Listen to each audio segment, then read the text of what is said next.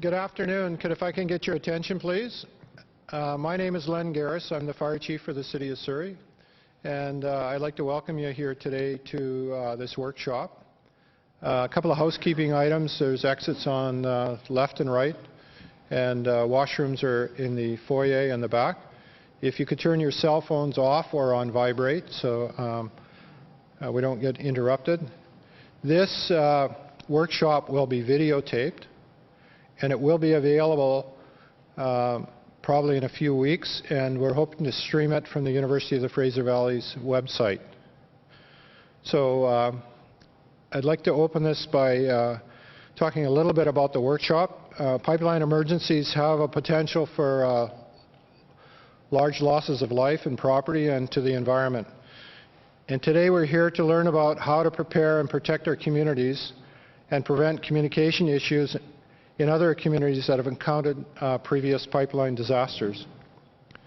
So to do the introduction today for our speaker, I'm pleased to have with us Brad Whitaker, who's the Director of Research Services, Industry and Liaison for the University of the Fraser Valley. And Brad will be introducing our guest speaker, Dr. Charles Jennings. Brad?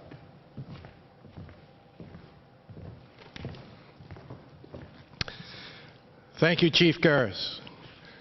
The University of the Fraser Valley is pleased to partner with the City of Surrey in organizing and sponsoring this event. Thank you all for coming.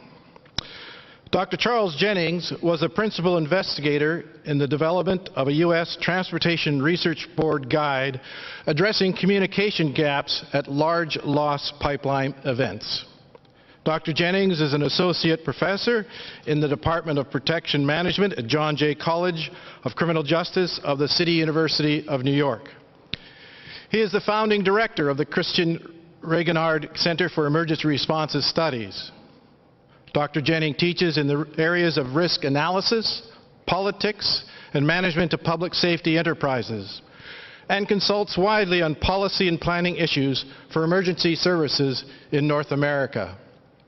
In Canada, he has completed studies on behalf of the BC Fire Services Liaison Group, and his publications include analysis of community characteristics and demand for emergency services, as well as high-rise building safety. Dr. Jennings also has an extensive fire rescue background, having served for more than 20 years as a firefighter and as Deputy Commissioner of the City of White Plains, New York Department of Public Safety from 2002 to 2008, where he also served as Acting Chief of the Fire Bureau. He formerly served as an investigator for the United States Fire Administration's Major Fires Investigation Program, and currently serves on the National Fire Protection Association's High-Rise Building Safety Advisory Committee. Please welcome Dr. Jennings.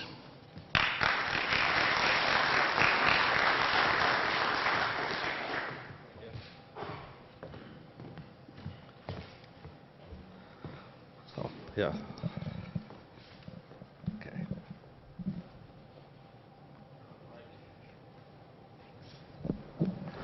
Okay. Thank you for that introduction, and it's great to be here in Surrey and in partnership with the University of the Fraser Valley.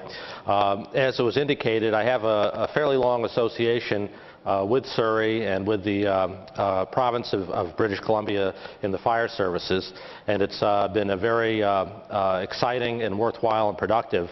And over the course of that time, I've been able to be involved in a number of very interesting projects and have a kind of an arm's length association with the Surrey Fire Service.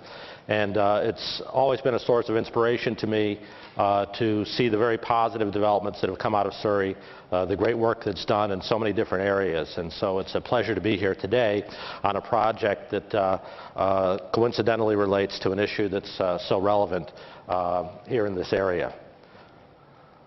So first off, I just want to talk about the presentation, and the presentation will be roughly 90 minutes, maybe a little longer, with some time at the end for questions. And so I encourage people to ask questions, and we will address those later in the talk. And so we're going to be looking at, we'll talk about the guide and its authors. We'll review basics of pipeline safety. We'll look at lessons learned from past incidents. We'll talk about the communications approach or the analytic method we used to develop our findings. We'll look at findings from a review of major incidents and then outline critical challenges that are faced in the industry and look at sources of additional information. So before we start, just a brief word about the RACERS, which is an acronym for the Christian Regenhard Center for Emergency Response Studies. RACERS is a research center at John Jay College of Criminal Justice, which I like to say to people is world famous in New York City. And it's named for a probationary FDNY firefighter who died on 9/11. And it was formed in 2008 from an earmark from then Senator Hillary Clinton, who was a senator from New York at that time, and funding from the mother of Christian Regenhard, Sally Regenhard. So we're fairly unique in the States in that we're the only cross-discipline first responder research center that addresses issues of incident management and coordination at large-scale events. And so we're really looking at not at technology per se, but at the real-life, on-the-ground challenges to the way first responders operate at complex multidisciplinary events, of which obviously pipelines are a great example. And as I said before, we're part of the John Jay College. I want to make very clear today that although I'm going to be presenting it, I'm presenting the work of a number of authors, and I want to recognize them, in particular Norman Groner, who pioneered many of the approaches that we use for our communications analysis, which we will talk about a little later in the talk. Also recognize Andrea Fatica, Kym Roberts, and Amy Robinson, who are all graduate students who worked on this. Mike Hildebrand and Greg Knoll of Hildebrand and Knoll Associates, and if you're in the hazmat business, I'm sure you've encountered their many books. And Ray Zimmerman, who's on the faculty at New York University and does a lot of work on infrastructure and risk analysis.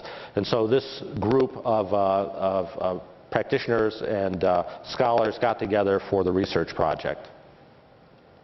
So we'll talk briefly about the guide. You all have a copy of this, so I won't belabor it. If you need additional copies, they are available online, and there is also what's known as a technical report, which has additional information and appendices, which is also online on the Transportation Research Board's website. This study was funded by the Pipeline and Hazardous Materials Safety Administration, which is a unit of the U.S. Department of Transportation, which regulates, among other things, pipelines. And it's focused, as we had said before, actually as I'm saying now, it's a pre-incident focus and it's not a response guide, and we'll reiterate that several times as we go through this. The goals of the guide are important to review because they're fairly unique, and nothing quite like it has been done in this particular area of emergency response for pipelines. And what had been done is there's a wealth of technical material out there in terms of how to mitigate and respond to a pipeline release, but very little of it addresses the critical early moments of an incident or a reported incident and the critical interaction that has to take place between the pipeline operators and emergency services, as well as environmental and other supporting agencies. So the origin of the project grows from a large loss incident in San Bruno, California, which is probably familiar to many of you. We'll talk about that later in the discussion as well. But the guide is explicitly designed to be a single document that's accessible and useful to both pipeline operators and to emergency responders. And both groups were involved in its creation. And the intent was to create a common guide, a common basis for understanding that would allow communities to undertake collaborative emergency planning in regard to pipeline infrastructure that may exist in their communities. So just to emphasize what the guide is not, and this is an issue that kept coming up and coming up. Being with a fire service background, we're always kind of action-oriented, and even among the members of the panel, we had to keep reminding them that this is not an operational guide for use at an incident. This is a planning guide for use before an incident. And so this is not something that you're going to take into the field and pull out at the scene of a pipeline emergency, nor is it a replacement for local emergency planning, training, exercises, equipment, and communicating with pipeline operators. Okay, and I guess you see where we're headed with today's talk. And lastly, it's not going to tell you if you have a pipeline in your area of responsibility. So what is the guide? Well, the guide is a pre-incident planning guide. It talks about communications, in particular the content, the methods of communication, and the parties and agencies that are involved or should be involved in those communications. And it's designed for both emergency services and pipeline operators, as I had indicated. It also allows you to identify the most critical pieces of information needed before and in the initial stages of a suspected pipeline emergency. And we say suspected because many times we don't know. It's that uncertainty in the initial stages of an incident that often leads to adverse outcomes. And so it's important to recognize that and explicitly plan for it. I would just want a big caveat. This guide was prepared from a U.S. context, and so many of the materials in the guide make reference in particular to the U.S. regulatory regime. It also talks about incidents that were drawn solely from U.S. pipeline experience, from major incidents that were reported to the National Transportation Safety Board, meaning that they had either a injury, loss of life, or a significant property loss. And of course, here in Canada, there's a different regulatory environment. You have the National Energy Board, and I understand we have some representatives in attendance. Natural Resources Canada also plays a role. Incidents are investigated by the Transportation Safety Board, and there are slightly different industry standards. And I'm not going to belabor that point or get into them. They're really in the specialist area, but there are subtle differences that you should be aware of as you're interpreting the guide. However, the emergency response concerns that we were most concerned with in the guide are largely similar throughout North America. That is, public safety and pipeline operations have to go through the same issues and same concerns, regardless of where they're located. So we'll skip the acknowledgments and the disclaimer. The disclaimer is in there basically to say that this is not, you can imagine, your most lawyerly language here. And I know we have attorneys in the audience, so I'll try not to offend them. But basically, if you get blown up after this talk, don't come talking, looking for me. So, pipeline basics. This is the U.S. pipeline network. This shows all types of pipelines, basically transmission lines, and both hazardous liquid and natural gas. You'll see it's fairly extensive, but we're not in the United States. So in Canada, your transmission network, this is from the Canadian Energy Pipeline Association, or a trade group. That's roughly what you're looking at. And then hazardous liquids, which is predominantly oil. And so the products carried in pipelines can vary quite a bit.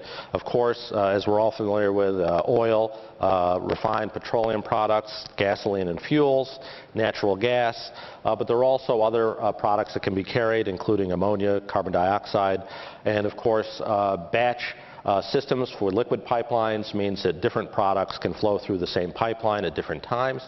And so you may have, gasoline for automobiles, diesel fuel, jet fuel, for example, flow through the same pipeline. The U.S. definitions, and these are fairly similar, actually quite similar to what's used in Canada. Three classes of pipelines. The first is known as gathering pipelines, which basically carry product from the point of production to either a storage facility where it's then sent into a transmission pipeline. Transmission pipelines are the long-distance pipelines used to transmit materials, either to storage or distribution or possibly refining. And then lastly is distribution pipelines. They're part of the natural gas network, and basically those are the pipelines that